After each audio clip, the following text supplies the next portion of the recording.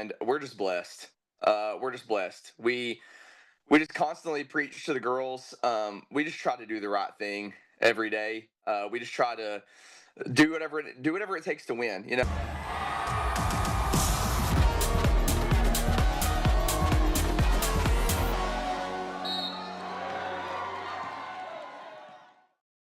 Joining us this morning, one of my favorite guys in East Texas, the head coach of the Rains Lady Cat girls basketball team, Colton Smith. Coach, what's up, man?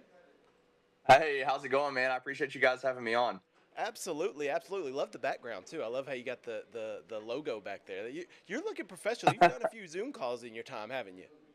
I actually haven't. I just Google is a really useful thing to learn how to do stuff. It does help. It does help. Well, let's talk about something Yeah. you do know very well, and that's basketball. Because your girls' basketball team, the Rains Lady Cats, 33-4 this season, just got a big win over Mineola on Monday night, 49-42, to advance to the regional finals in your first year as the head coach there of the Rains Lady Cats. So, Coach, just kind of take this whole season and kind of summarize it for me in your words, and how do you feel this season's gone so far? East Texas Sports Now is brought to you by East Texas Marketing Solutions. Next level digital advertising has arrived. Grow your business with advanced solutions from one of the largest digital agencies in the country. East Texas Marketing Solutions is a resource for utilizing and executing advanced multi-platform marketing strategies. Discover more at easttexasmarketingsolutions.com.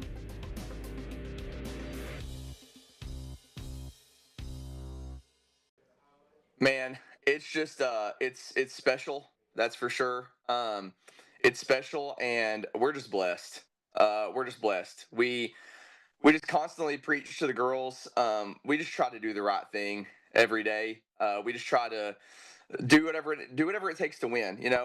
We preach unselfishness. That's one of my favorite things about this team is we're unselfish. Anybody, we all have different skills, and anybody can score at any time. And just the love that they have for each other, the unselfishness, the faith that they have in each other. It goes a long way, man.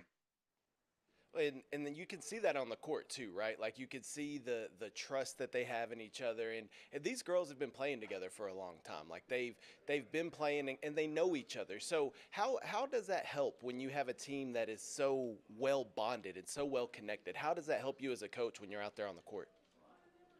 Well, you nailed it, man. I mean, there's a saying that it takes a community to win a state championship, and that's absolutely true. I mean, this all started. You're right. Some of these girls have been playing together for a very long time, and that's props to the parents. We have parents that have been keeping these girls together and playing since they were in like third grade. And so they have years of experience, and so there's tons of support there. The community is amazing, and so yeah, I just think that it's everything as a whole. It's not just on the court. It's how they support each other off the court, and yeah, like all the years they've spent together, and the way that the community supports us, and just the whole thing. It takes everything. It takes everybody. Yeah, no, for sure. And I was gonna say, bringing up the community, I was gonna bring that up later, but since you brought it up now, we'll talk about it now. This Yeah. Reigns community is phenomenal. I was around it for years at the radio station, so I know how they support these athletics. And normally I'd say it's a blue out, but on Monday y'all had a blackout. So I know the Reigns community Yeah. supported there, but talk to me a little bit about that. I mean, you've been familiar with, you've been in Reigns for years, so you're familiar with that. But how much does that support from the Reigns community mean? Oh man, it's priceless. It's priceless. It really is. There is nothing better than seeing people that truly desire and want to see the girls succeed because they deserve it. I mean, these girls they just do everything they can to represent the community on the court. They want to represent the blue or the black jersey if we're wearing it or the white. They want to represent it wholeheartedly in the way that they should. And I think that the community sees that and they respond accordingly. And so it's great to see the community. So, they just love it. They love watching those girls play, and they want to see them succeed. And there's nothing better than having a big playoff game, and looking up in the stands and it's just packed and people are going crazy for them. It's priceless. It really is. And you don't have that everywhere. Like I think when I grew up in Lindale, and Lindale's the same way. Like they support everything. If there's tiddlywinks being Yeah, played, there's going to be supporters out there to watch the kids play. But it's not everywhere. Like not everywhere is blessed to have that type of for situation. So sure. when you have it, it is awesome. And I want to ask you about your assistant coaches because you can't do it on your own. And I know I see on Facebook you talk Yes. about the assistant coaches a lot. And so I want to give you this opportunity to kind of to pump them up and kind of speak on them and what they do for you and the program. Oh man, they're great. I mean, I love that you've seen that. I love that you see, me talking about them on social media because they balance me out so well. I feel like anything that might be a weakness of mine, it's a strength of theirs. And so this team would not be the same without them. It really does take all of us. I mean, I truly believe that I have two. So Macy Bolt and CJ Cannon. I truly believe that I have two of the best, if not, I have the best assistant coaches in the state of Texas. They are great. They work so hard. They love the team, and I'm telling you, the team wouldn't be the same without them. And so I'm super thankful for everything that they do, and I'm blessed to have that because I know that whenever I was an assistant. I wanted to be that. I wanted to be the assistant that helped the team in whatever way that I needed to do, and I'm blessed that I have assistants that want to do the same thing. It really that's priceless as well. There's a lot of priceless things on this team. So I guess it could be a priceless team that you have here in there you Owens. go. But you Yeah. you mentioned you mentioned assistant, and I want to ask you about Coach Jenkins that left and went Oh yeah.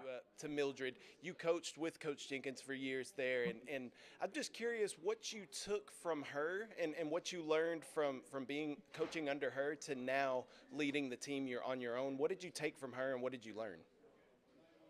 I think that Coach Jenkins was just her biggest strength is she was just an elite leader of young women. She You want to talk about someone that loves and cares for and just knows how to lead teenage girls, and so obviously as a male, I think that there's things that I learned from her that I may not would have learned otherwise by being under her, and so I'm super thankful for my years under her. We've said this a million times. Me and her had a great working relationship. We had a great thing going as well. And seriously, she's such a good leader of young women. It really is like there's this old saying that it's not about X's and O's, it's about Jimmys and Joes. And don't get me wrong, I'm a basketball nerd, and X's and O's are important. I mean, you gotta know what you're doing, but at the same time. You got to have kids that'll run through a brick wall for you, and like I said, Coach Jenkins, she was a great leader and was able to do that. And so I think there's a lot of. It's hard to like tell you every little thing, but like in 7 years, I just learned a lot of different, leadership things and ways that she was able to kind of get the girls going, things like that. Yeah, for sure. No, I totally understand. And yeah, I mean, we could probably have a whole 30-45 minute talk about everything that you learned For in that sure. time with For Coach Jenkins. sure. But Yeah. and I miss her. I hope she's doing well over in Corsicana. Coach, if you see this, we miss you over here in East Texas. But Coach, let's get back to your team. So this playoff run, it seems that since they split these divisions, right, and since they went D1 and D2, it seems like earlier on in the playoffs, you have these state ranked matchups that you didn't have in years past. And perfect example in your round one, you had Pottsboro, a by district game that probably should have been a third or fourth round game, and you had them in round one. You beat them 70-53. Then don't no disrespect, but then an easier game I think against Madison in the area round, which doesn't make sense as you get deeper into the playoffs, 76-40, and then obviously Mineola 49-42. But talk to me about this playoff run that you've had and how difficult these games are now that they've split the divisions. Yeah. I mean, you nailed it. It definitely makes it, more difficult. I mean, might be the wrong, you're going to have to beat them at some point, right? And so you're gonna have to beat them if you want to be a state champion. You got to beat them at some point. But for sure, having a matchup like Pottsboro round one. I mean, you're right. That's what could have been a regional semifinal or regional final in the old format. And so I'm just proud of the girls for taking care of business. I know a lot of coaches say this, but it's true. No matter who's in front of you when the playoffs start, you're 0-0, and you got to go 1-0. You got to beat the team that's in front of you, whether they're a top state ranked team or not. You got to go 1-0 every night. And so, but you nailed it. It definitely has changed. The new playoff format. It's a lot different. It's a lot different than it used to be, and it is more difficult. But I'm just proud of the girls for taking care of business. I mean, they took on the challenge. They took on the challenge, and they've done a great job so far. And we got to keep it going, man. Which that's the plan. Well, I was about to say, and it doesn't get any easier. Talking about the It road doesn't. to San Antonio, you got Liberty Allo coming up. What do you know about Liberty Allo, and kind of what's your thoughts as you head into this game? Liberty Alu, man, they've had a great season. I mean, I think their record is. I'm sorry, I'm blanking on what it is off the top of my head, but it's really similar to ours. It's like they're like 33-4 too, or something like that. So I mean, they have the same record basically. They're a very athletic, very scrappy team that I think that they're going to be able to match some of our size that we have in athleticism, and so we're gonna have to take care of business, and it'll be a tough matchup for sure. But you know that I believe that the Lady Cats are absolutely going to be able to pull it out. So Well, and like you said, there are no more easy matchups, right? Like in no, order, especially this deep into the playoffs, like you're playing a good basketball team. They didn't get here by luck or by chance. You're playing good basketball no, teams when you get to this round. So yeah, nothing. I told the girls that. Yeah, nothing's given. You got to earn it. Nothing is given from here on out. You got to go earn it. 100%. Well, Coach, I appreciate you taking the time and talking to us today, and best of luck to you and the Reigns Lady Cats in the remainder of the playoffs. And I'm sure we'll talk to you down the road. Hey, man, I really appreciate you having me on. Thank you. Yes, sir. East Texas Sports Now is brought to you by East Texas Marketing Solutions. Next level digital advertising has arrived. Grow your business with advanced solutions from one of the largest digital agencies in the country. East Texas Marketing Solutions is a resource for utilizing and executing advanced multi-platform marketing strategies. Discover more at easttexasmarketingsolutions.com.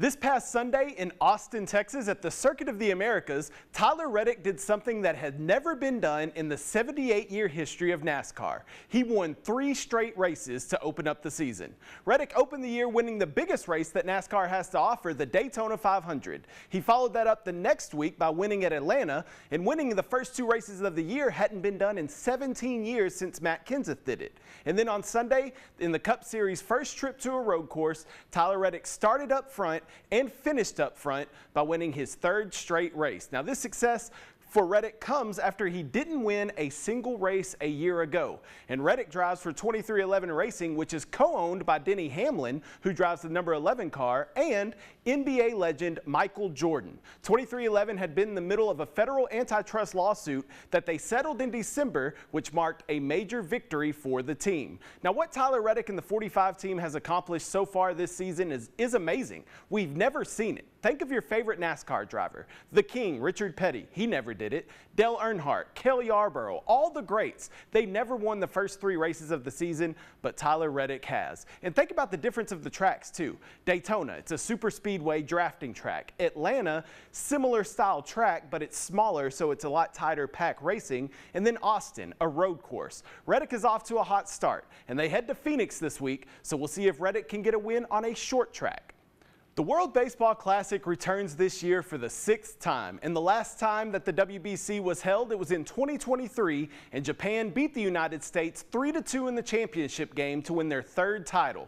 Japan went 7-0 in the tournament, and superstar Shohei Ohtani struck out Mike Trout to get the final out. Now this year, the United States has assembled arguably its strongest team of all time. Let's take a look at some of the big names on the U.S. roster this year. Now we have some big arms. We got Paul Skeens, Clayton Kershaw, Mason Miller, Logan Webb, and Tariq Skubal as our pitchers. Then behind the plate, you got the big dumper, Cal Raleigh, and along with Will Smith. Infielders like Alex Bregman, Bryce Harper, Bobby Witt Jr., and Paul Goldschmidt. And in the outfield, we have the captain of Team USA, Aaron Judge, and Kyle Schwarber at the designated hitter spot. Now, the U.S. has some big names, but they're not the only team with some superstars on their roster.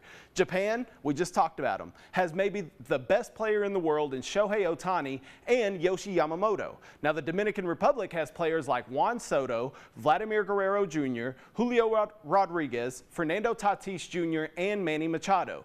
But don't sleep on Venezuela because they could be a contender too with Ronald Acuna Jr. and Salvador Perez. Now it's going to be a fun exhibition before the MLB regular season begins, and I've heard interviews with Aaron Judge and Bryce Harper, and it sounds like this USA team is ready to make up for losing to Japan 3 years ago.